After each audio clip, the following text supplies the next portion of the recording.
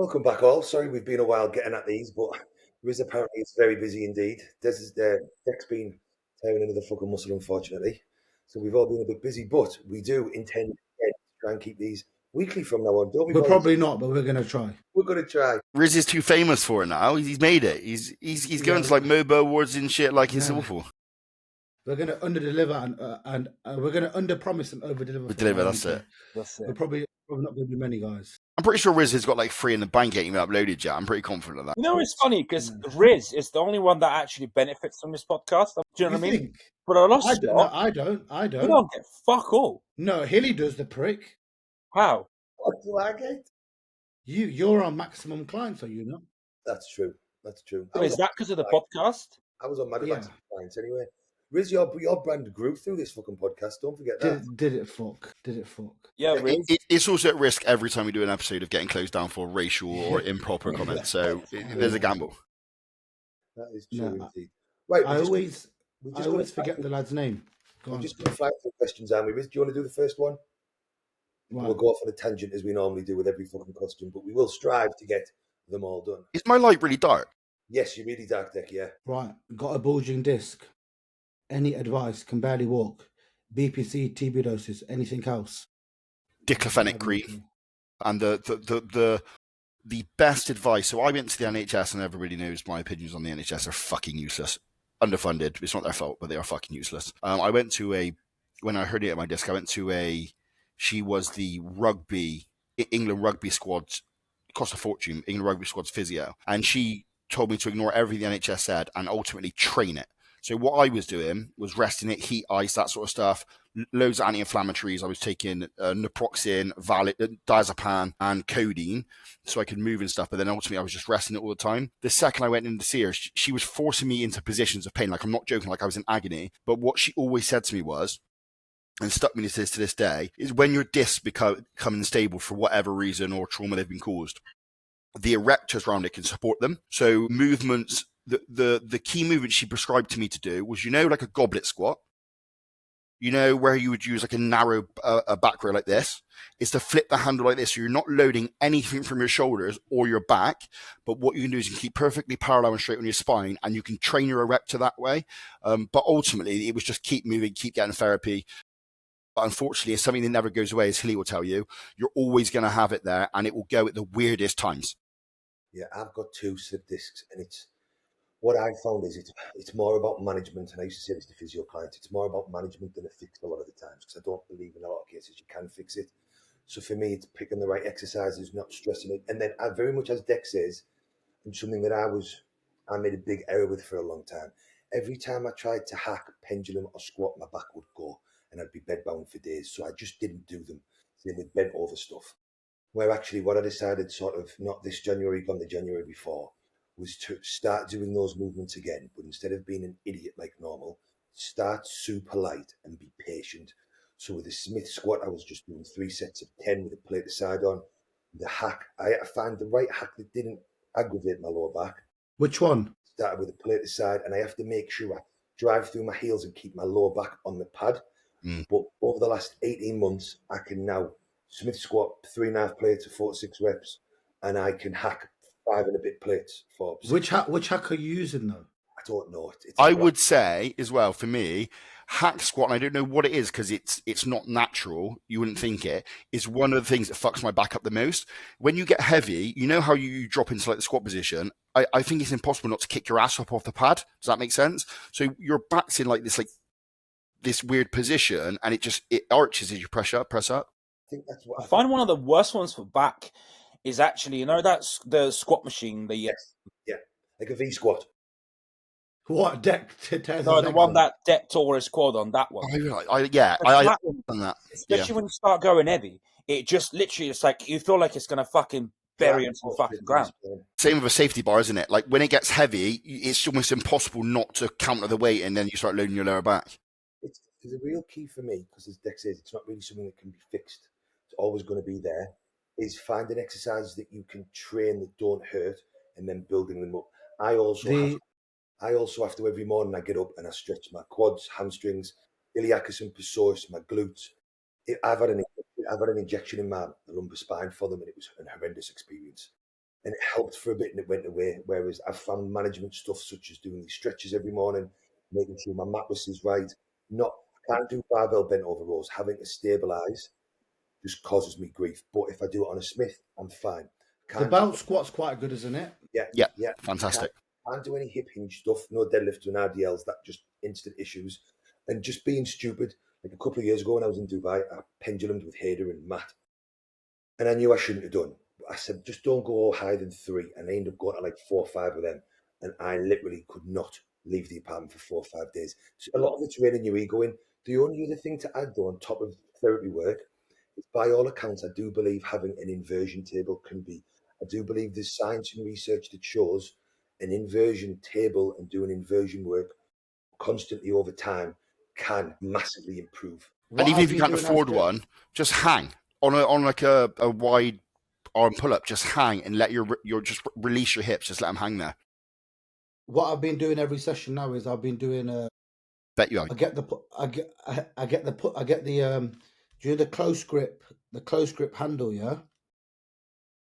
On the pull down, and I lock myself inside it, and I hold it like that. Yeah, that's another way of doing it. But I let it go like back and like. Yeah.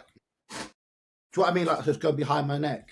I think everybody should start all of their training sessions with a wide grip hanging stretch, just because it opens up the scapulas, the pecs. It just helps. If I have clients come to me and they've got shoulder issues, first thing I get them to do, and then there's that broomstick exercise, just opens up all your shoulders. Yeah, I used to do that all the time. Yeah. Obviously, if you're hanging, stretching all your discs out, it's not a downside, but the limiting factor of that is it tends to be stretching more the upper spine and not the lower so much. Where with an inversion, I believe, obviously, because you're upside down and the gravity's pulling you down, you're getting much more of a stretch on the lumbar, which is where most people slip. Yeah. Because my back always hurts, the left side of my back, yeah. And I know it's not the best. I think something's wrong with it. So that's why I've been doing more of the stretching shit recently.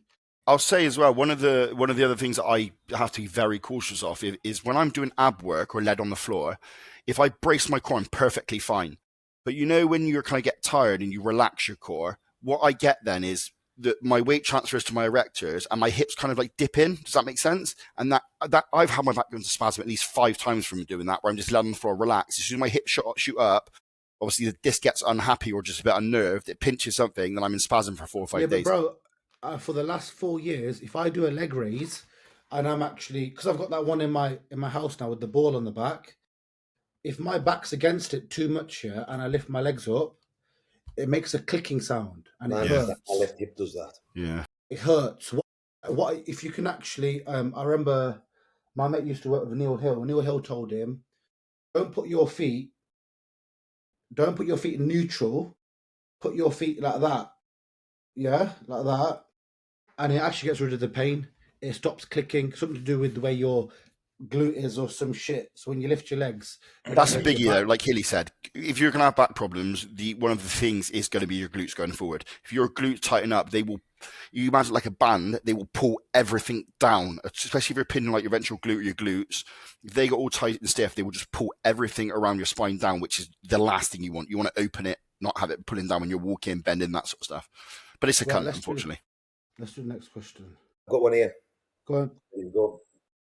So this is Curtis Clifford. Nowadays I see a lot of training programs consisting mostly of exclusively machine exercise and no dumbbell or barbell work, such as pressing, barbell squats, yada, yada, yada. Do you guys feel there is added benefit to doing free weight movements and getting legit strong and good at these as opposed to machines that are more fixed movement patterns? Yes, obviously. Yeah, but you should. Go on, Ray, sorry. Yeah, but being strong doesn't mean you've got a big muscle. I think there is a point of diminishing returns. I think you should be only doing free weight stuff until you have the strong stabilizer muscles and you're at a point where it's a risk to reward. I think nowadays you see it, like kind of what Riz just said. How many kids do you see that weigh 160 pounds that have no muscle or benching like 5 plates on these hammer strength bench press machines, or 10 plates on a row, or 15 plates on a one arm row, or whatever it is? You know you can't create that or mimic that with a barbell. You're never going to do it. Like, it would snap you in half if you're one of those people. I think there's a point of everyone should pay their dues, as silly as this sounds, in using those movements, dumbbell presses, barbell movements, rows, squats, all that sort of RDLs. And I just think there's a point then when, and it's not mad heavy, I think like when you're on like 3 or 4 plates or something like that, I think at that point then you are at risk the majority of the time every time you're pressing or pulling things from the floor. And I think that's when you can rotate things in. But I still do all my let's call it pre-exhaustive work first. I'll do all the accessory stuff in the machines, but I always end on the big compound stuff. So I still squat with a bar, still overhead shoulder press, military press, still bench press. I still do still bent over row. I still do all the core movements. I actually went to the gym about a few weeks ago to do shoulder press. Somebody was on the Atlantis one, so I thought, let me jump on the Smith. Because normally the Smith's always busy, especially the Cybex one. So I jumped on it, did the fucking shoulder press, bro, and my shoulder was fucked. And I was like, you know what? I'm just going to stick to the machine. But that makes sense to me. So I was watching a Ronnie Coleman video about 4 or 5 months ago of him just doing the military press and just screaming, yeah, buddy. And I got excited and wanted to do it. And the movement itself is fantastic. But I get it with a Smith because I started having shoulder problems when I was trying to train my chest well, if that makes sense. Because you're in a fixed plane of motion, you can't go back and forth. You are literally grinding against your joints. But on the military press, as long as you have someone to hand it off, because you will rip your shoulders out, trust me. Like, especially when you're doing 2-3 plates. But I think that movement, in my opinion, has made a massive difference to my doubt, especially recently. That's why I think that hammer strength machine, that hammer strength shoulder press, the let down thing, like that you're slightly back. Yeah. The best shoulder presses I ever agree. made. I think everybody should be doing free weight stuff. And there's sort of 2 ways to look at it. In the early days of training, it's imperative to do so because, like Dex says, it builds up your stabilizers and it forces you to train harder. Because there is no doubt in my mind, it is harder to do a compound barbell or dumbbell lift than it is to just do a machine. And that's just science. You've got to support the weight, you've got to stabilize the weight. It's just the movement itself is more calorific demanding. So I think that a lot of people just doing constant machines are actually making the workouts easier and they are not putting a lot of overall stress on their body. Then when do you branch off is when either you're getting that strong that if you're risking injury like Dex says, so you probably put machines first and you move them later on, or you're just getting so strong that doing more compound stuff is creating too much CNS damage and fatigue on your body. You know, if you're the type of person that is just moving about the most amount of fucking weight on a squat, bench, dumbbell rows, like that, if you're just trying to do a lot of free weight stuff at a ridiculously strong amount, then that is going to really tax your body and fuck you up. So there's a justification there.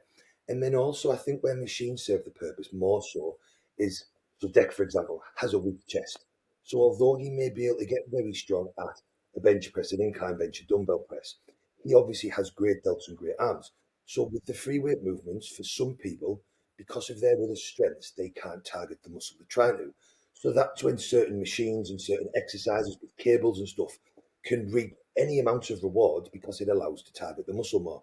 But you can see kids or even like men that haven't got a lot of muscle and their entire workouts are just machines. Yeah. And I think for one, it's an easier workout. There's just no doubt about it.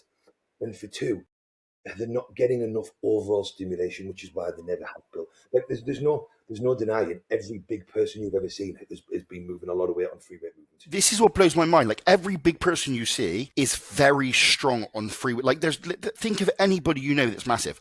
Hollinshead, King Williams, JP, like all these people that are maybe not the best bodybuilders, but freakishly big humans who have outstanding body parts. They are extremely strong at those core movements, if that makes sense. And I think what they then do is tailor it towards the machines.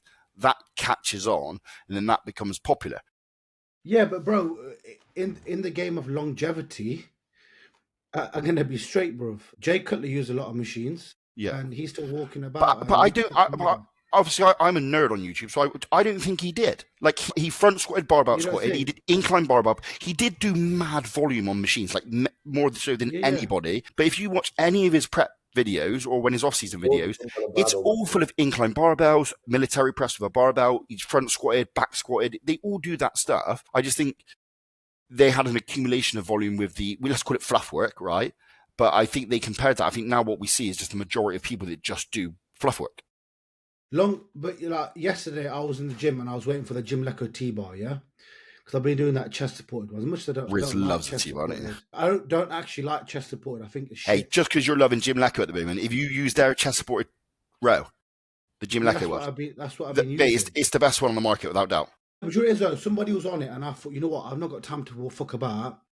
And no one uses the Atlantis one because that's a free weight one.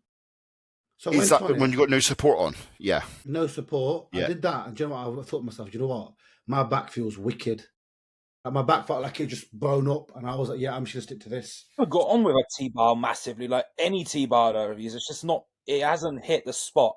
I see my problem is with, and I don't like it, I said this to Riz, is I'm quite lat dominant. I pick up a lot of lat, but I with any row, I want to get at least a bit of rhomboid, if that makes sense. In the Jim Lecco one, is like a standard chest supported row, but the handles are really low. They're when you look at it, it looks peculiar, like they're really low. So you're forced to row through your lat, and then you can pull it up for your rhomboid, if that makes sense. It's a nice bit of kit, that. But when you go wide grip on the Atlantis, it's quite wide grip. So for your upper back, because the goal is to have better upper back, especially in a back double. Yeah. Also, if you're a good rower, like you watch the people who barbell row that bend their knees really well. You know the ones that rock through it like dynamically. That Mike Van Wyck's fantastic at this. When you watch him train people with it, it's not fixed. He bounces people, and that Atlantis row is really good for that because as long as you can rock with it, it's awesome. But I'm very good at free weight T-bar. It's one of my favorite movements. Yeah, I know. Just when I do it free, I think it's probably the only exercise you've actually been close to me on. I think I'm pretty strong on that. No, but you know what violates me? Because I'll do that. I'll do 6 plates on that. I jump on a chest support and I'm like, doing 3 plates. I'm like, yeah, back's a bit shit, you know. Question is? Hundreds of coaches out there now. How do you find the right one for you? They all seem the same. I would say my first thing would be to speak to clients maybe that they've worked with, that you may know, or reach out to people to get, or maybe old clients that they don't work with anymore. Like an old client, if an old client that the coach doesn't work with anymore gives a great review, you can be pretty solid the coach was decent. And obviously that's great. That may vary a bit, but I think that's a very important part. And then I just think having a consult with the coach. The problem is I've done a fair amount of consults with people lately, like just people discussing things, not particularly to work with me, wanting to discuss their coach that they're working with. And a fair few have been like, well, we discussed this at the start, but then it's been nothing like he played out. And unfortunately, you're going to get that. Whereas, even in a consult, what they are saying may not end up being how it plays out. For me, there's 3 important things. Time someone's been doing it and who they tend to interact with and who speaks highly of them. Because in this industry, everybody knows everybody, and the people that are sound are very sound.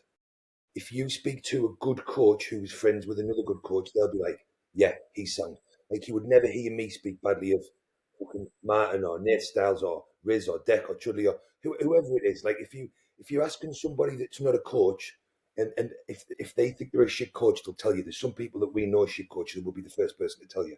But everybody we know is good will also be the first person to tell you. Exactly.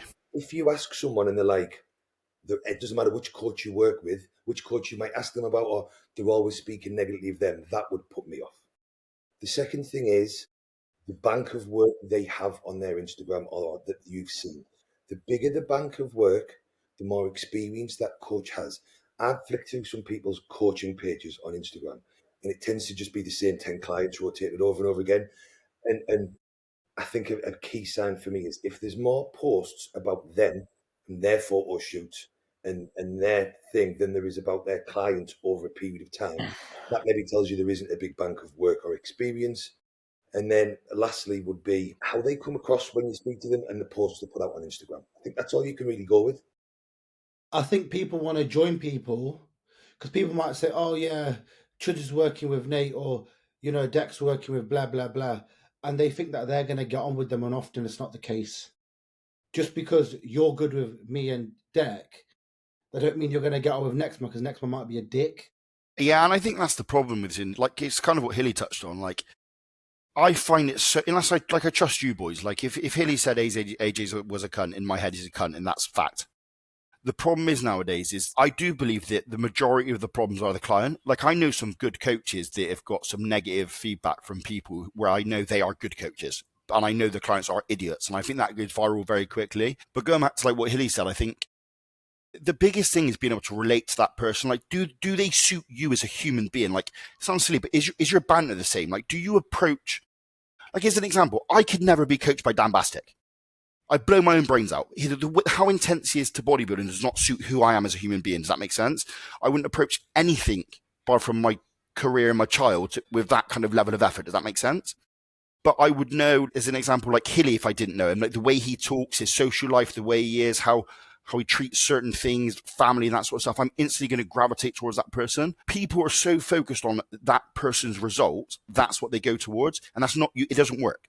Because if you get with the right client, they will get the right coach, and they are competent, they'll give you the results. You just need to match that person. Now, you could go with the best coach in the world, say Chris Aceto, but if one word responses don't fit you and you need more attention than that, it's never going to work for you. Does that make sense? Yeah, but I was chatting to a lad today in the gym, and the lad was saying to me, you need a better coach.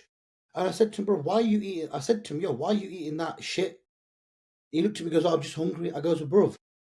I went to the next man and goes, bro, you can't really cuss the coach because my man's eating that. And I goes, you told your coach? He goes, oh, no, I'm just hungry. I was like, well, you can't cuss your coach, mate, because you're eating that. You're not getting results, yet you're not telling your coach you're eating that. Well, your coach ain't shit. You're a whopper. I think the whole industry's fucked. And I don't know. I don't think it's ever going to fix itself. I think it's so far gone. You know what? I think the cream will always rise to the cream will always rise to the top. Yeah, I think that's the saying. And I think that always will happen. But I think it's just so inundated. It was kind of like when we had that conversation about TM cycles in that client that time. I hold no like animosity towards TM cycles for that. That's the client's fault. I feel sorry for them, but it's an oversaturated market. It's extremely TM hard. Cycle Yeah, I mean, he's all right with me now. I just had a couple of back and forths with him like back in the day, and he messaged me saying I was extremely venomous, pal. What was that about on that podcast? But it's just a case of it's not them, is it? And I think people need to be more responsible and accountable for their decisions they make. Yeah, but it is people need to understand as well. Like I've had clients in the past who just keep checking in bullshit excuses. Yeah, so when they check in, I used to see the name, and I'd be like, oh fuck's sake! I'd automatically put me in a shit mood. Yeah. So all these cunts are just way too fucking sensitive now. Like I say this back in the day, like, you know what I mean? We're all old now, we can say that. Huh? We're all old now, we can say back in the day. You can. Think of it now. Now, you know, there's something that actually kind of like, to sidetrack a little bit, that kind of pisses me off. It's like every cunt now has a fucking therapist. So many of my fucking mates, they're like, oh, I took the piss out of one of my mates today, and he like took offense to it. And I'm like, you're literally a fucking mug for going out there and giving some cunt your fucking money to tell you what you want to hear. So when people like, essentially you're treating coaching as the same way. You're not paying someone a coach because you want the result. You're actually paying someone because you want them to tell you what you want to fucking hear. You want a friend.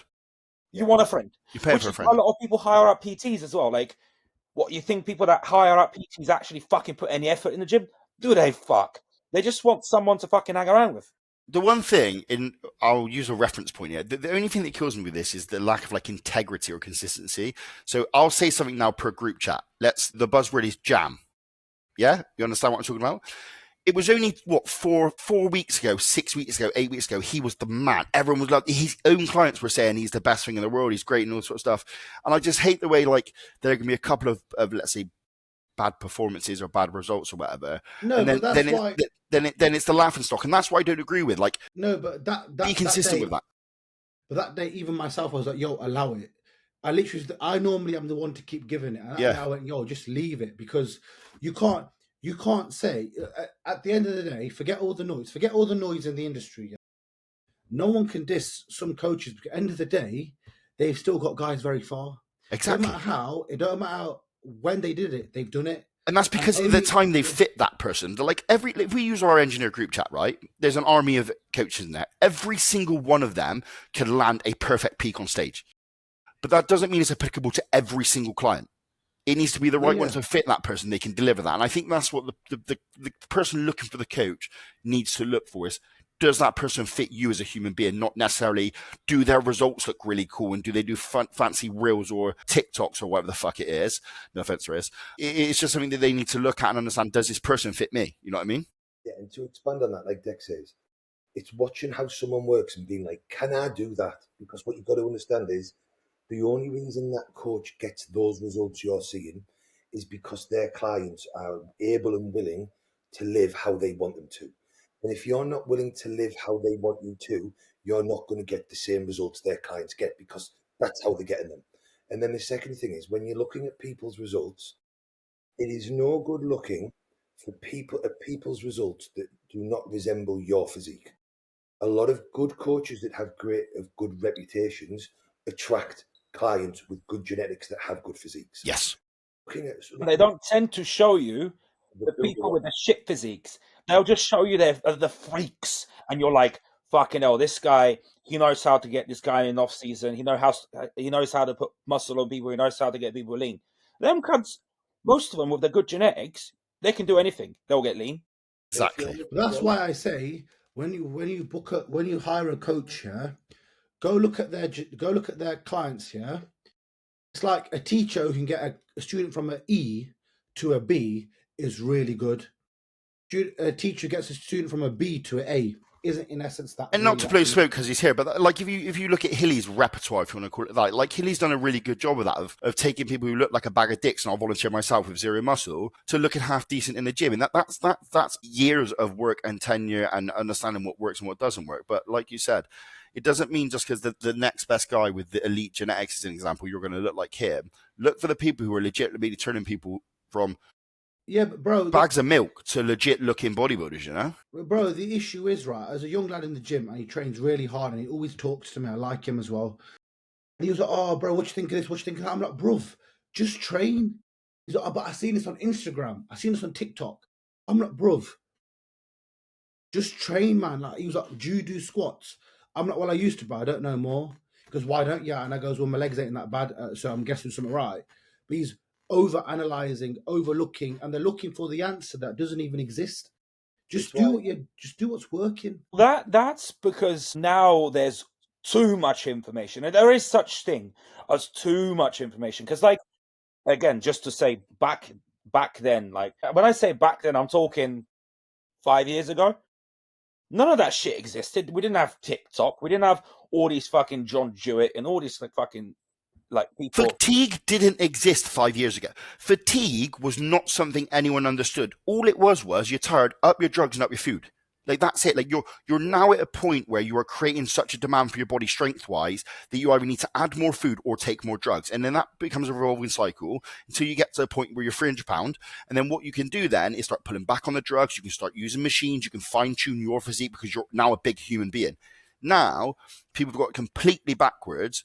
They're trying to get from point A to point B with as little internal stress on themselves as possible. When we all started in the gym, if I didn't look like I'd been raped, it wasn't a proper gym session. Yeah. John Jewett just did a great post. Why is everybody always mentioning if they're overtrained, and why does no one ever mention if they're undertrained? Yeah. Just done a post on it. It's true. Yeah, but that motherfucker changes his opinion every 2 weeks. Yeah. But he's the best example. Look at, and I wish I would respect these people so much more if they use themselves as like examples. John Jewett went through 2-3 years of you don't need to get fat, you need to stay 5 pounds away from staging, and he looked exactly the same every year and didn't do well. 1 year he ran grams and grams of gear, got as fat as he possibly could, ate loads of food, and then all of a sudden he's an absolute world beater in the open class. Yeah, that's science. That's anecdotal evidence. You don't need literature to support that. Just fucking look at the cunt. And his missus is peak. His missus is very peak. She's peak. Right, I've got one. 100 mg of test and 100 mg of master on a long-term sustainable protocol. Hell yeah. It's your blood says go for it. As long as the blood says so, it is absolutely fine. And it would be my favourite mixture of compounds because Primo can be a little bit harsher when your LDL and HDL. Masteron is not. Masteron also tends to increase free testosterone, so it makes the testosterone that you're taking more effective. So I would always favour a test and Masteron mix, and then adjusting the frequency of your injections to make sure you manage estrogen properly. And also Masteron is better at allowing estrogen to run higher, but by controlling the side effects from E2, which is what, and we say this a lot on here. The higher the estrogen to a degree, as long as you've got side effects, the better you'll grow. You know. Question is, to an extent. Yes, that's what Dex said. Yeah, I did that little bit there because I did a consult with this on someone the other day. If you look at most of the guys that have got absolutely huge and the drugs that they took, right, particularly 3-4 years ago for 30 years, it was all test, Deca, and Dynabol. There was no estrogen in there for estrogen control. No one was using a Ribodex. There is no way that it can just be a coincidence that all of the cycles that made mass monsters were all ones that would be driving estrogen. fucking high and through the roof. And most of my clients that are huge are the ones that are able to have their estrogen high and not have any much negative impacts. I think that it's not just a coincidence. I think it's pretty common. One thing to mention as well, because Kieran raised this, and I didn't put it in the chat, but obviously Kieran Driscoll, absolute hero. Everyone loves him. He does 9 million sales a month through Engineer Muscle and nobody can touch him. But he mentioned that his estrogen was around 400 and he feels absolutely fantastic. And we kind of all echoed the fact that as long as you feel good and you're in a good position, that's great. But he's also very lean. And this is what some people need to understand. It's not consistent and there is swings and roundabouts or fluctuations in this. As you go from lean and you start to get softer, that's where those estrogen effects are more likely to start kicking in, specifically around gyno, storing fat in more of a feminine way around the midsection, hips, glutes, all that sort of stuff. It's not necessarily, it's not a freeze frame in time the way you look now. You can't necessarily allow that 400 to run consistently. If you put an extra 10% of body fat on, you're going to feel very different with an estro of 400. You know what I mean? Question is? Psyllium husk and potential IBS. I don't know what he means by this, but I myself don't use Psyllium husk. It makes me worse. I don't use it. Well, we've discussed this on the last podcast. Why, didn't we? Because it's not soluble. That's the big thing. Yeah, I think what he might mean is Psyllium husk useful for people with IBS? And I tend to find that depending if you've got IBS-C or IBS-D, but husk can aggravate a lot of people. If you've got C and you have loose bowel movements, then having husk that has a decent amount of insoluble fibre may be of benefit. But for me, it seems to be a 50-50 split. 50% of people with IBS and digestive issues tend to find benefit from husk, or the other 50% tend to find it being an issue. I find 90% of people with IBS don't have IBS. Like, especially in this day and age, like if you get them to move to like a low FODMAP diet, put all of the shit up. And what I mean with no bagels, jasmine rice, no cereal, all this sort of stuff, lower fat contents of meat, and all these sort of things, high fluid, actually get active. All of a sudden, oh, it's gone. My bowel's great. I feel amazing. It's like, yeah, you didn't have fucking IBS. Yeah, I tell you what's funny recently, it's been fucking pissing me off as well, yeah? The amount of guys in the industry now talking about digestion, I'm like, yo, bruv, do you know what you're saying on your story is just watching our podcast? Or you've watched me, Hilly, chat shit on Instagram, and they literally repeat it word for word. I'm like, bruv, you have no clue, mate. And it's so important now. Like, with it's mad when I talk to people who are, let's say, medium big, let's say 220 to 250, decent nick people, right, who are strong and they tick the boxes, yeah. When you hear the volume of food they're eating because of the drugs they're now able to use, things like Lantus, T3, T4, and all this sort of stuff, this was non-heard of back in the day. Like, if you go back to the 90s, their off-season was like 4,000 calories. Like, you got average kids in the gym doing 6K because they're builders, they're walking around all day. But because of the ability and our understanding of the drugs now, it's not a case of what you can shove in your mouth and not get fat. It's literally what you can digest. You're just not going to grow muscle. It's just never going to happen. And that's why at the time you might take someone up to 4 or 5, whatever's their maximum calories, and it doesn't matter what you do, they're not growing. When you're moving to a diet phase and step back 1,000 calories, they grow. See them put weight on for a few weeks, and it's simply because you've removed the stress from the gastric transit system. What I started doing, a lot of people, when they start to build the food up, they start off well, so that you got your basics, like your chicken and rice, you know, and then they start adding bread, they start adding fucking square bars, muffins, Pop-Tarts, yeah. It's the accumulation of that every single day. I've said it before, bro. Every time I'd put clients on square bars, or I've done it myself, for the first week it's sick. 14 days in, and you've got a big build up for all this shit every meal, bro. That's when you get fucked. You know what I mean? And it's just shit food. It's shit food. We've all done it because food gets difficult at a certain point, and then it's like, well, and you do need to add easier calories in. The problem is it's picking the right calories for that person. Yeah, but Hilly, what's going to be more easy? Jasmine rice with a bit of honey on, or me having Rice Krispies? And which one's going to digest better? Yeah, exactly. You know what I mean? And it's timing as well. It's like, it's putting those things like the honey and stuff around the training window where they're going to be utilized really quickly. It's also a case of, like I always say, and it's such a silly thing about emptying the tank in your gym session. Like when you're in the off season, if you're coming out of the gym and you're still full, you're fucked it. If you're not ready to eat your post, you're fucked it. You need to reassess something you're doing. Like you said, Riz, about what you're doing with your meals, that they're kind of higher in the day and lower towards a pre-workout. Like you may need to do something along those lines if you have a slower digestive transit, you know? But do you know what I think it is, man? I honestly think we're doing a massive full circle, because I will say it. All the coaches that say, "Oh, have cereals," all their guys' stomachs stick out. How many Hilly's clients you see on stage stomach have sticked out? Yeah. None. You're definitely seeing a shift. You are seeing more and more now of pre-workout chicken and rice, post-workout chicken and rice, or whatever. Like, you are seeing more whole foods around the training window now than in the past 2 years. Bro, engineered muscles are living proof of digestion. But we have people buying shit that I would never thought would bought stuff, yeah. And they're messaging like, "Hey, bro, I've had I've had colon cancer. I can't use any of the subs, but I can use yours." Yeah. It tells you, bro, the colouring and the additives make a big difference, man.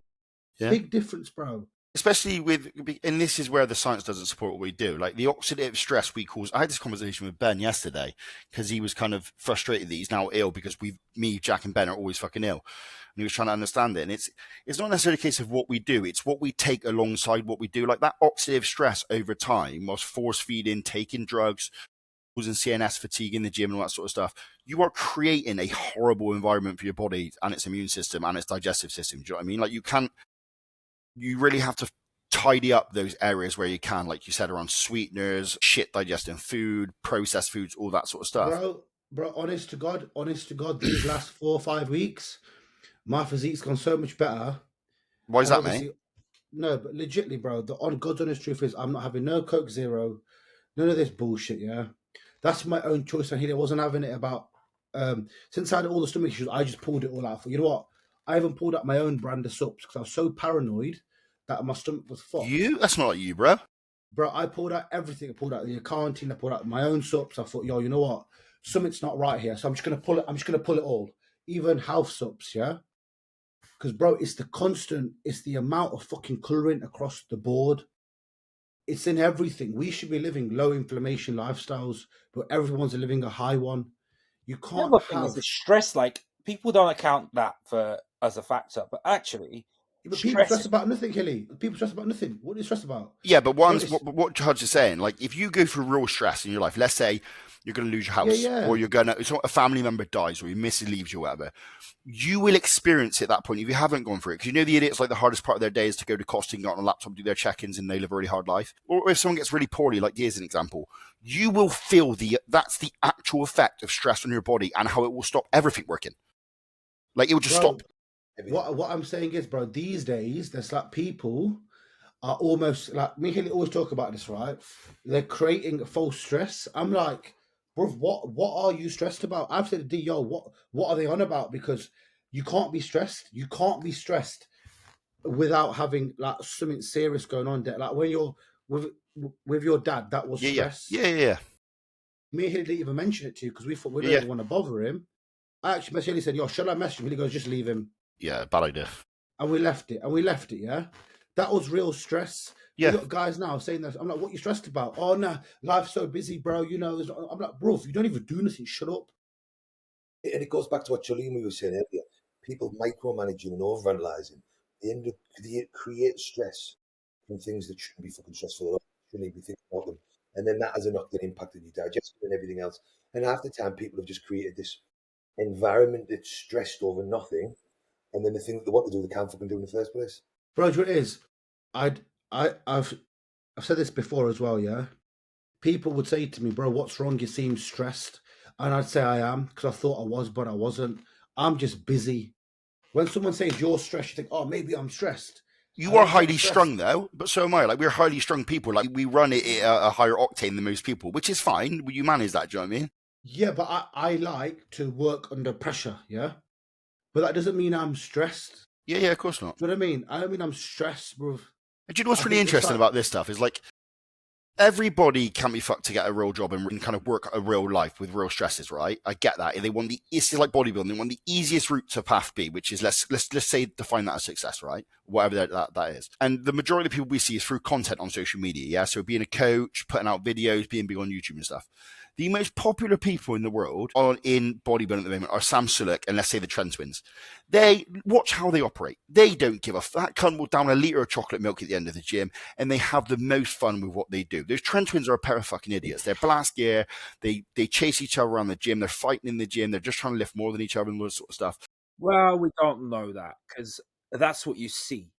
But I think it's a highlight. But it's obvious though in their results. Does that make sense? Like you look at what they look like 2 years ago to now. What they aren't causing is what Riz is saying, is that kind of, they're not creating that stress environment of, oh, I need to tick this box to get this result. I need to get my 6 million exactly so o'clock. I have to be in bed with my blue light blockers on at 8 p.m. Those are people that will reduce or mitigate your gains because you're causing stress, which is completely unnecessary.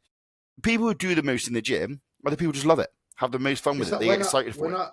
When I used to work with Martin was like, I need you to fill out this thing all the time. I went, Martin, tell you straight, mate. Filling out that thing there causing me stress, bro. Was that the poo tracker? Yeah, and I was like, listen, bro, because if you want me to start tracking that shit, because I will go nuts if I don't want to do it, especially. Yeah. Martin goes, that's sweet. You go, just leave it, bro. Just let me know and check in what's happened. And it was simpler for me at the time, and it was easier. Do you know what I mean? Do you know any big people that live that life? Like that? I don't. Like I was with that like Josh Law and Laws and that Rich. Oh, I've never felt so small in a room in my life. Like you can't just have like not even just muscle mass, just like big human beings, like 6'2", all 300 pounds, like massive dudes. Like the way they treat bodybuilding, like is the way we understand it. It's just get in there, destroy yourselves, have a good laugh, don't overthink it.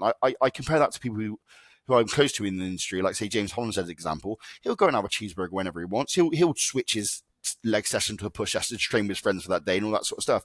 The people that are really, really big just don't operate like that. It's only the small people that do. It's crazy. I also think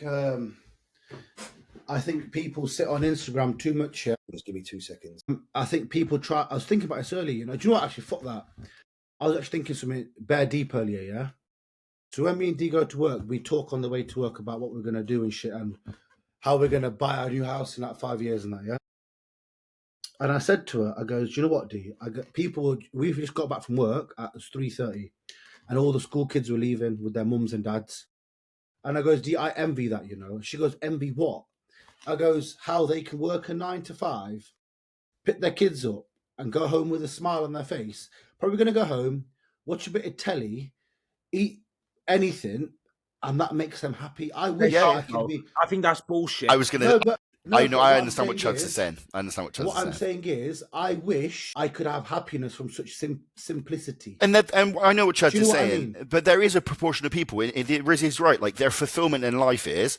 It's easy. Let's just say they have a job they enjoy. Let's say they got kids and they have a happy home, and the highlight of their day, and they are fat, let's say they're a bit of a mess, is a takeaway a day. There are people that get their fulfillment from that. We're just never going to be those people. We're odd. Do you know what I mean? I get what Riz is saying, because sometimes I look at those people that are just happy to just be. Whatever. Do you know what makes me laugh with this? It's cars and motorbikes and things like that. You know, you get the dude that's just happy driving a Fiesta.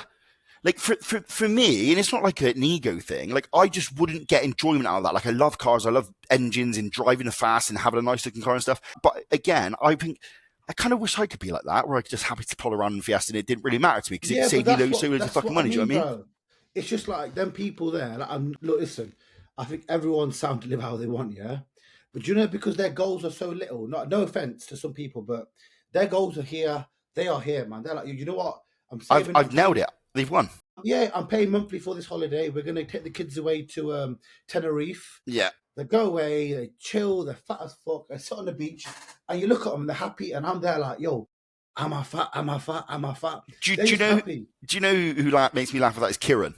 You know the stories he puts up on his little pedal bike, he's just riding around with his kids and stuff? You know, to him, that's his element. Like, he has his roast dinner on a Sunday and a curry on a Friday, and he's just living his happiest life, you know?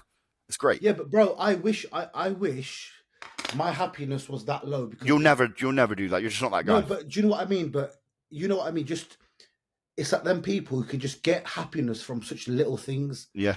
But us lot, if you said to Hilly, what do you want? I want to pay my mortgage, I want to pay my big house off. Blah, blah, blah, I want 7 houses with no mortgage. If you ask Chudley, say all these things, I'd say all these things. None of us would say, do you know what, lads? I love to have a nice little job in Tesco's, pay a bit of my wage, I pay for my holiday every month, I go get a pension at the end of life. Good. Happy days. There is, though, like you say, there is times, though, where I sit and I'm like, do you know what it is? It would be fantastic if I just went to work during the day, and when I came home at 5 o'clock, there was nothing else to think about. Done. And I could just say, right, I've got this holiday that I've been saving for. I get to go away with Arena for 2 weeks. I don't have to speak to anybody. I don't have to worry about work. I day, appreciate what I've worked for. But that's because those are things that I can't do. And I know fine well I would do it for 3 months and I would be batshit stir fucking crazy. Because like Dex says, it's just not the way our mind works. And I think it's the same with everything, isn't it? Whatever you look at other people have that you don't, whether it's a good thing or a bad thing. Like there's no way our motivation, Chudley with all the social media stuff, Deck doing the fucking mad high job you do and coaching, me with coaching, Riz with his business and coaching. Like, for us, we people that like to be constantly bump. So we might look like what Riz is saying at these people that done at 5 o'clock and be like, I wish I could do that. But we do it for 3 or 4 weeks and we'd be like, drive you absolutely schizo. But bro, do you get what I mean? Tell me, when was the last time, Hilly, you were like, you know what, man, smashed it? Oh, mate, I'm telling you, there is a time it will come, and I don't want to sound like it will be when you're having it will be when you have a kid, and it's a Saturday afternoon, and you're at a park, and she's just got an ice cream, and she's the happiest thing in the world. There is nothing, and I'm not just saying that because I can pull the thing, I've got a kid, I know it's like to be a dad.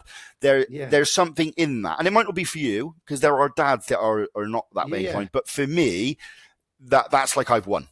For me, I always remember being in Dubai the first time and the second time with Aralina and Charles. And I remember sat there, I think it was the second time we went, I remember sat there, it was for 4 weeks or 5 weeks, being sat on the balcony and I was working. And the girls were like, right, well, they're going to decide whichever pool they were going to. And I could see them playing. And I just remember sat there being like, well, I've won the lottery here, I've smashed it. I can come to one of the most sought after places in the world, or I can go anywhere. I enjoy my job. I can sit here and work while they enjoy doing whatever they want, and then we can go out on the night and do whatever we want. And then, and like I was saying, there is then the downsides to that, of the fact that I can't just say, right, I really mean you're going away for 10 days. I'm not speaking to nobody. Because like Sarah said the other day, when was the last time you actually had one full day off? It was probably 10 years ago. Like, even on Christmas Day, summer messages, or I always, like, since having Aralina, I always try and have Christmas Eve to New Year's Day off. But I have clients that don't celebrate Christmas, clients abroad. If I've got clients on, and I tell people not to check in, but if I've got open for shows in March, then I still let me check in. But so Christmas Day may be the only day I don't really do much of any work. But outside of that, I haven't had a sick day in probably 15 years. 10 like this, it makes me laugh sometimes when I see people being like, "Oh, I'm sick" or "I'm off work," and I'm like, well, I've never. You won't find one of my clients that has not heard back from me for a check-in in the same day, ever. Yeah. It's because I haven't received the email. Like, everybody knows I pride myself on my services, yada yada yada. But I haven't taken any sick days. Doesn't matter how poorly I am sat there doing my work. Doesn't matter whether I'm on a plane, where I'm at. Everything is done, and that's why I sometimes think what Riz is on about. Sometimes I'm just like, it would be great if at 5 o'clock I just closed my laptop and went, I've got nothing to think about till tomorrow. But I also know that as soon as Aralina went to bed, I'd be sat like, fucking bored, yeah. This is why we do bodybuilding, isn't it? Like our type of people gravitate towards this because you can't complete it. You're never going to be happy. You never will be there. It's like I played cricket for school and for at the local town. Rugby the same. I was really good at badminton. I played ice hockey. I did speed skating, and I'm reasonably clever. I did most things. I would get to a point where I'm better than the other people around me, or reasonably good. And then I'm like, that's literally my life. That has been my life since I was a kid until I found bodybuilding. I've said this to people all my life. The beauty of bodybuilding and all of this shit that goes with it is you never know it all and you're never done. There's always something new to learn, which is why I'm completely obsessed with it and always will be. Because there's always, every different client I work with is something new, because what I already know might not work for them. I'll have to figure out something new. It's why I tend to get clients that have worked with other coaches that other coaches will say, I think you maybe need to work with Hilly because he'll probably figure this out where I can't, or he's got this knowledge. But it's that part that I enjoy, the things that can't be fixed or the things that are different. We enjoy the fact that you're never able to complete it. On that note, you've got an absolute squad at the moment, haven't you? You've got an army of the boys, Hilly. I'm always very lucky. I've always got good clients. And do you know what this goes back to, Dick? This goes back to what you were saying about gravitating to a coach that appeals to you, that's like you. Yeah. And I was going to say, listen. It basically is because of me and Riz. It's kind of what you're saying. Like, it's just because we're really. I'm way cooler than you, and I'm white, so people relate to me more. I stopped coaching and gave him about 10 clients a prick, and he got my best client. So what I was going to say was, Hilly's best client is my old client. That's not true, but he's a very good client. But he's one of the best clients. One of the best. He's not. But that's only because Riz, he literally was like, me and Riz have discussed it, and basically, Riz has already got me on one of your training programs that you had him on, and Riz basically does what you do, so I may as well just work with you. But people that have gravitated towards me are the ones that want to have. Excuse me, go and say thank you, little rat. I didn't say sound.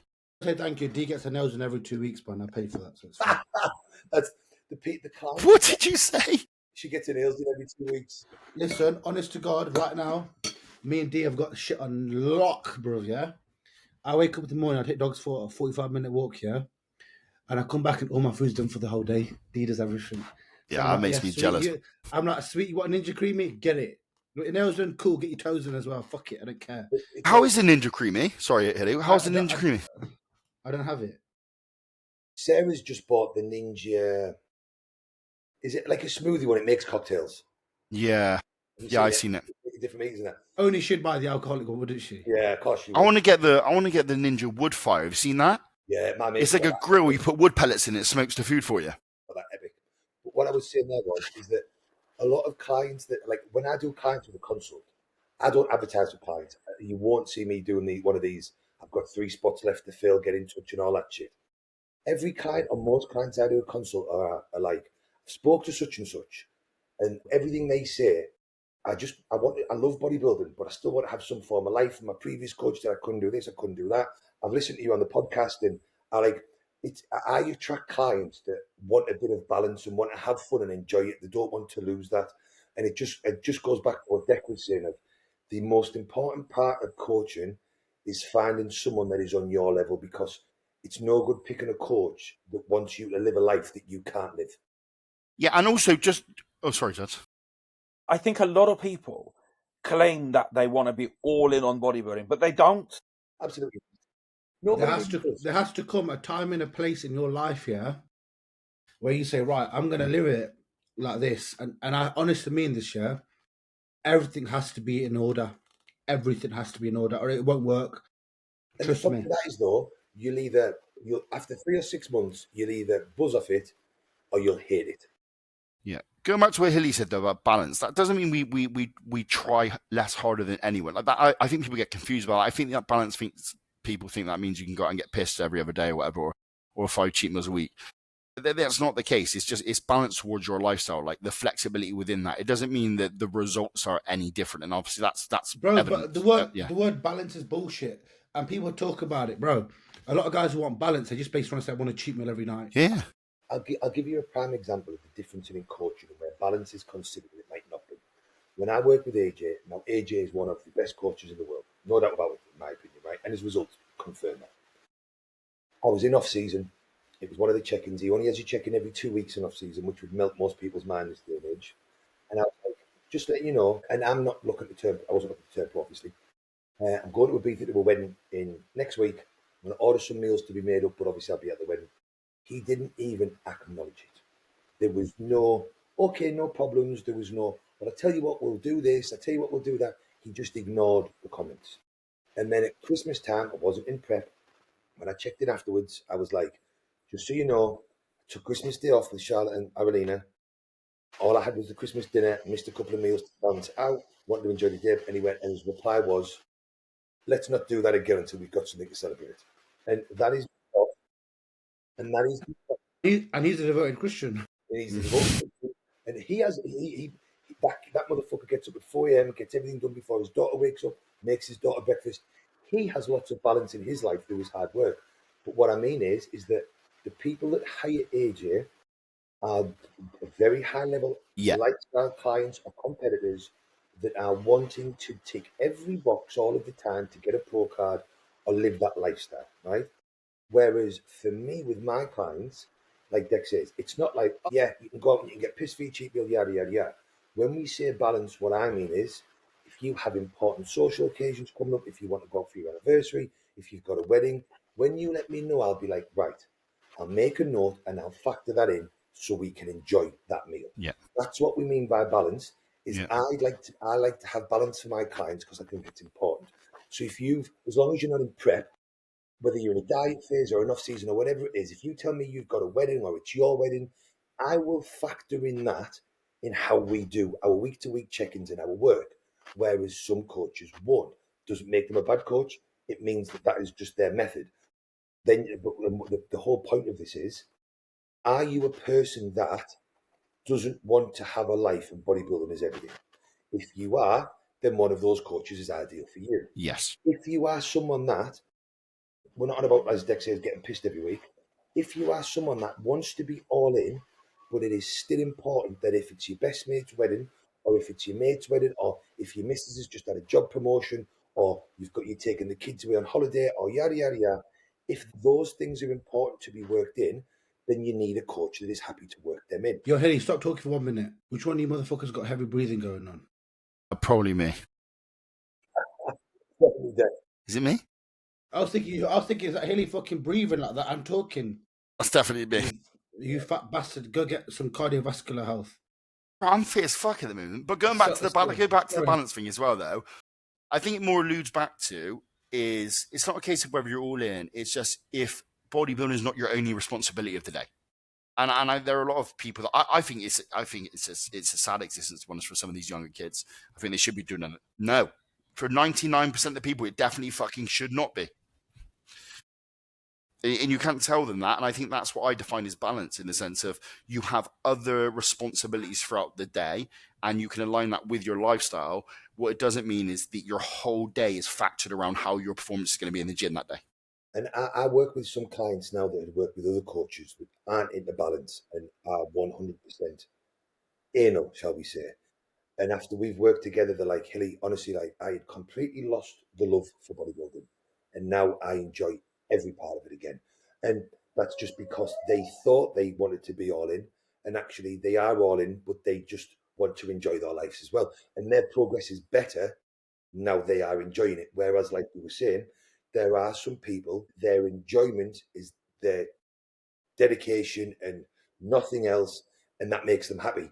It's just, and it's a round and circle thing of, it's just finding the right avenue for you that makes you happy. Because if you're happy and enjoying your life how you want to do it, you will make the most progress. If you were trying to change what makes you happy because you think you're going to get better results, you will either not get the results or you will for a short time and then you will crash and fucking burn. Yep. And then get really fat and go and play badminton or something instead because you hate. Yeah, but I can't wait until I have kids and I wrap this shit up. And then my daughter's like, should we go get pizza? I'm like, all right, yes, sure. I don't think you ever will. You notice it with Hilly, like when he says like, oh, he's got Aralina's, I don't know, potato cakes or whatever that are mad macros. I think that's the only change he ever made. Like, she'll sit here and force feed me a rice cake. I won't eat it. I'll pretend to. Like, I don't think that ever changes. You're always going to be that way. Or if I weigh my food out, I'll put like an extra 10 grams out in my bowl just for her because I know she's going to want it. You know what I mean? It's why I stopped working with AJ, wasn't it? Because I couldn't follow his plan the way he wanted it, because I had Aralina for half the week when me and Charles split up. It didn't mean that I was any less in. It just meant that I needed to have my own flexibility for those days I have Aralina. And that wouldn't work for the way he wanted to coach me, so it was pointless. It gives me more flexibility to do things the way I want. That's all it is. I've got a really shitty one. A quick one. Do you think influencers have an advantage when competing because of social following? Absolutely. Yes, 100%. Larry Wheels didn't even meet weight cap. That is a very. I get what you're saying, but I think Larry Wheels is astronomically famous, so I don't blame them. Do you know what I mean? But in terms of like, I don't know, say 20, 30,000 followers on Instagram, I just don't know if it's the same thing. Yeah, but they're not influencers; they're just regular people. Yeah. You're talking influence. You're talking like 100, 200 plus. Yeah.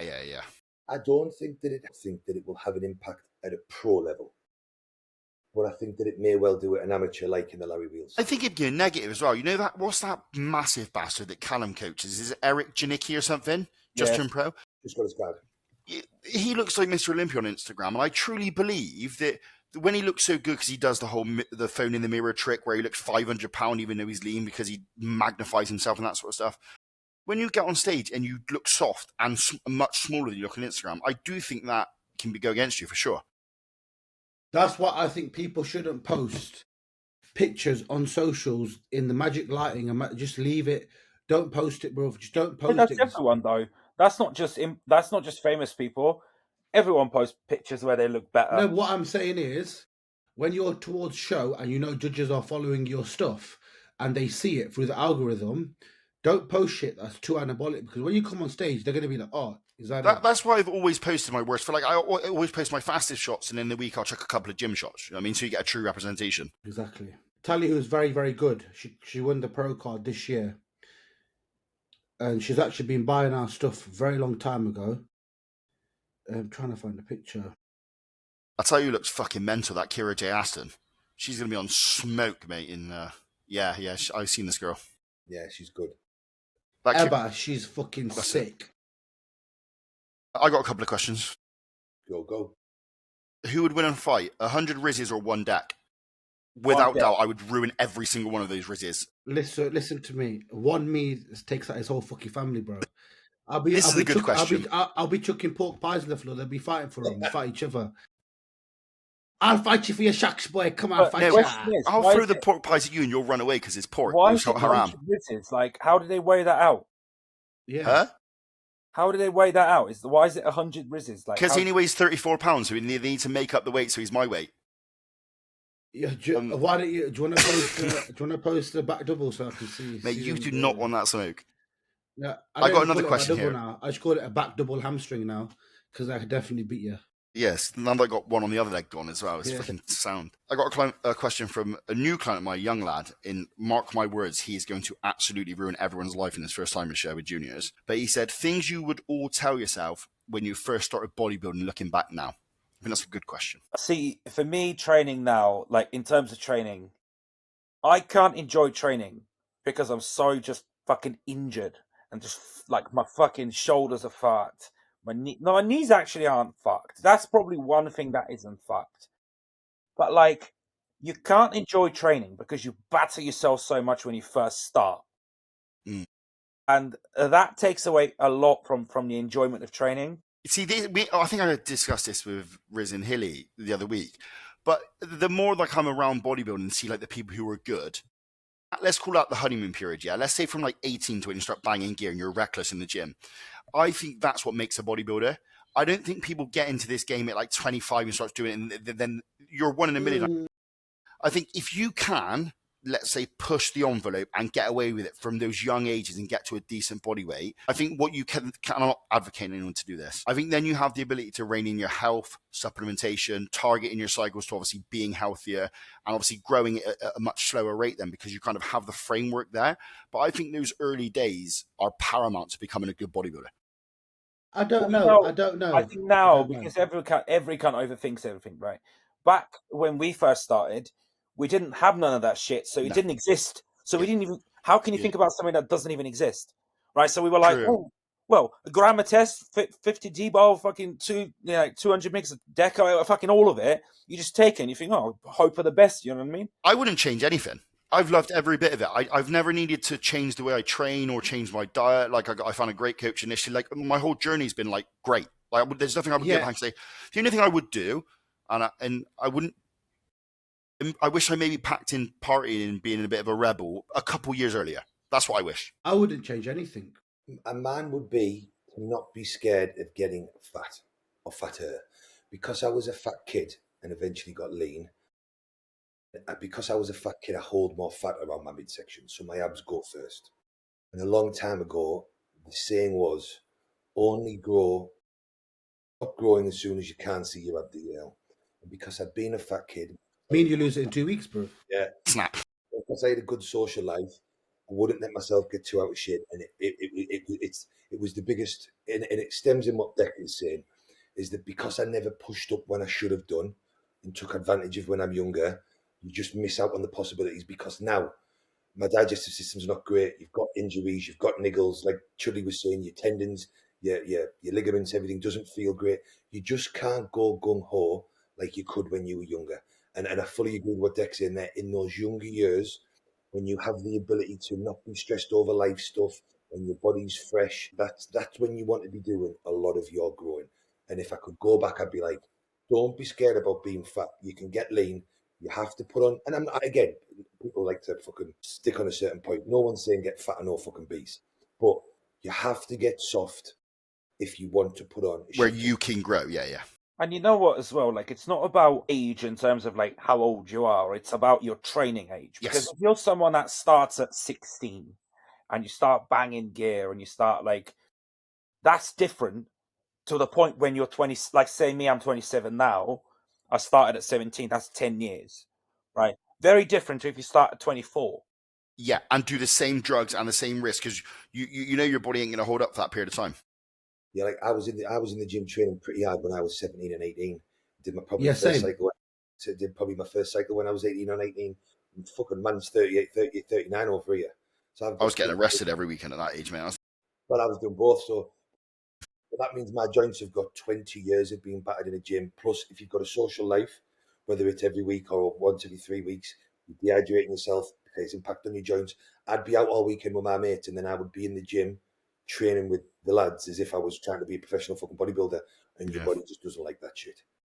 Yeah, I think my biggest regret is not getting gyno surgery earlier. That's the biggest one. And number 2 is I have done this shit. Me and Dee had this conversation before, right? I've done this gym shit since I was at uni. I didn't go out partying. I wanted to do this, so I deserve this. Do you know what? It's not luck. I've done this every I'm day. going to get you sideways at one point in our life. I'm just going to let you know that there is going to be a time where I'm taking you down with me.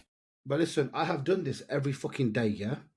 And I wish I could go back. And when I used to work with Hilly, it was, oh, Hilly, I need to do this, I need to do that, because my family got this going. I'm like, oh, this got to go. Oh, it got this going. But I should have put my gym first. And this is the balance the other way. My balance was too much towards them, and I wasn't chasing my own goals. That's why I'm now 31 and subpar. Do you understand? When I could have had that time. You're definitely not subpar. You're absolutely but listen to me. No, listen to me. What I'm saying is, I sacrifice a lot of my progress in here for other people, right? And other people's bollocks. Hilly knows this. You know, a lot of shit went on, and I could have been doing this, and all it's done is deter me. I've lost years on progress trying to make other people happy when I should have made myself happy first. You know, when you say like you shortchange yourself or like wherever, like where would you have been had you not done all that? Would you have been I would have been broke, but I would have been a better bodybuilder. I don't think so. No, listen to me, bro. Bro, I lost many years of legit progress because it was I couldn't, bro. When me and Dee got married, bro, Hilly will tell you this, yeah. Yeah, I know. Yeah, I couldn't spend time with Dee, mate, and it was normal. Everything was hidden, mate. So for my relationship with Dee was hidden for like 8 years. it was So incognito. But if bro, I like, Hilly, I'm gonna go out. He'd be like, "Yo, bro, just go eat then, because you're not going to see him again for like 2 weeks." I think your genetics is only going to let you get so far. Me, you, Hilly, like, no matter 100%. what the fuck you do, we're never going to look like Deck, because that cunt's got better genetics than us. So he doesn't have to try as hard. That's not true. No, I take more drugs. No. Listen, right. What I'm saying is, I agree with that. But what I'm saying is, for my own personal progress, for you, yeah. I wish I wouldn't give other people too much time. But then for what you've then achieved, I'd say that's worth the trade, because you're still a decent bodybuilder. Yeah, but I've only achieved that because I work hard, bro. Yeah, and now you're setting up the framework to do both. Now you found your stride. Like you said, the past 5-6 weeks, you're on it does swing the other way as well, because I could say, well, I could have full sent it when I was younger. I mean, fuck now. Exactly. Exactly. No matter how much you full sent it, you're not someone that's got like those pro genetics. So what you went on, the path you went on, that's way better. For sure.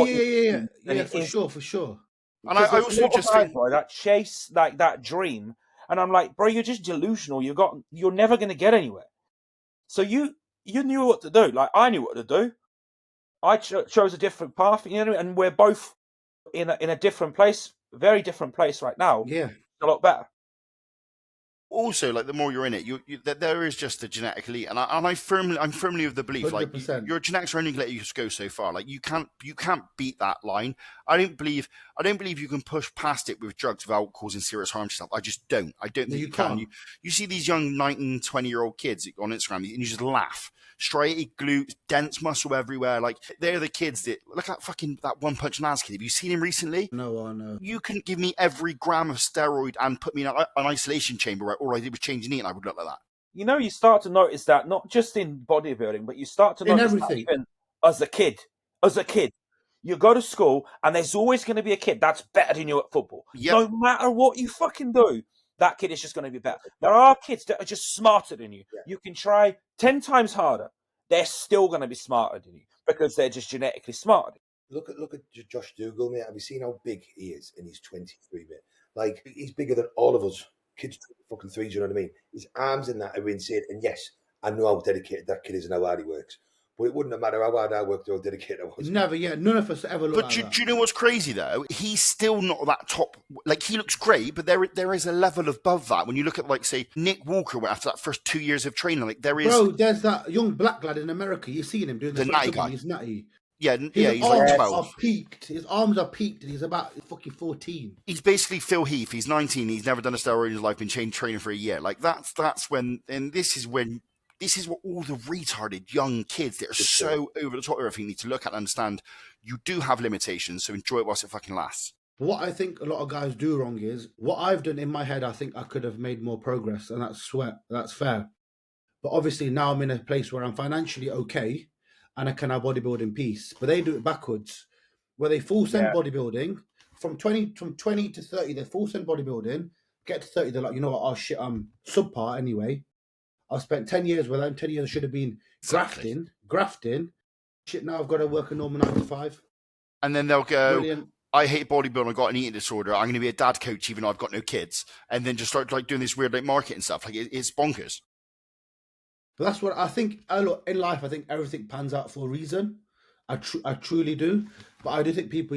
And that's what kills me the most about people that are so... in bodybuilding, that you can just see between the lines they don't enjoy it and it kills them, whether that's the prep to off-season, the peer pressure, people looking at them on social media, the lies they have to tell about how they're looking and feeling so they can put a picture up. Let's be realistic. If you're not happy with the picture, you ain't going to put it on Instagram. What are you fucking talking about? Oh, I look like shit in this, I felt really bad and all this or not. It's just bullshit. That's what I hate about. It's like something he said to me years ago, yeah? He said, son, just get everything ready, get foundations in place, and then full send it. And I took myself, this guy's a fucking whopper, yeah? I think this guy's chatting shit. I look back and I think, do you know what? It made a lot of sense because I think people break themselves for bodybuilding, which is fair, yeah? So this is how I look at it. You can either spend 2 years grafting to then set yourself up to smash it, or you keep doing subpar for another 10 years. Do you know what I mean? Because to full send it, bro, is expensive, bro. Yeah, you best fucking believe it. When I say full send, I'm not talking drugs, bro. I'm talking food, bro. But also of the top 1,000, let's say the top 1,000, only 100 of them are making money to support a lifestyle. That's the other side of it as well. Unless you're take AJ Simmons as an example. He was a really good bodybuilder, but he was also between that line of I'm good, but I'm not great, but I can be a fantastic coach. So I'm gonna dive off into this market and make my name that way. Genius. Honey Rampart the same. If you think about it, all the really good bodybuilders, a lot of them in the UK amateur scene are broke, yeah? And they'll laugh at others, ha ha ha ha, he's a shit bodybuilder. I'm like, bruv, you live with your mum, bruv. Yeah. When they put comments up like, "Oh, why are you talking about this?" It's like, mate, but what are you doing? You live with your mum, bruv, and you're 30. Grow up. Do you know what I mean?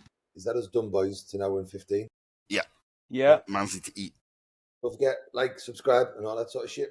And use Deck 10. Do not fucking use Kieran's code or Hilly's code.